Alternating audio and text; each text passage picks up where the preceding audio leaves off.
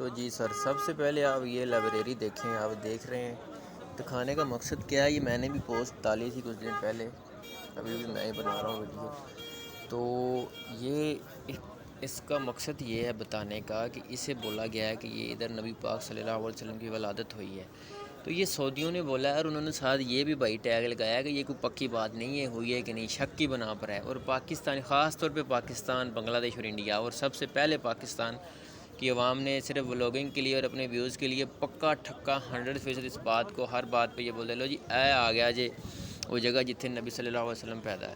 سر جی تقدس کریں، عزت کریں، اور اپنے ولاگنگ کے لیے اس طرح کے جھوٹ نہ باندھیں. اور دوسری بات، یہ سامنے 2 باریاں دیکھ رہے ہیں، تو جی اتوں جی جڑی وہ کوڑا سڑتی سی، ہوں مینوں لوگوں نے کہنا سعودیہ بھابی ہو گیا، اے کوڑا سڑتی جی تھلے وہ مائی جتنے نبی پاک صلی اللہ علیہ وسلم تھے. ایسی کوئی بات نہیں بھائی. یہ بلڈنگ کی یہ آپ گنے کہ یہ آپ گنے ساتھ کتنی، یہ کوئی 20ویں 30ویں بلڈنگ بن رہی ہے.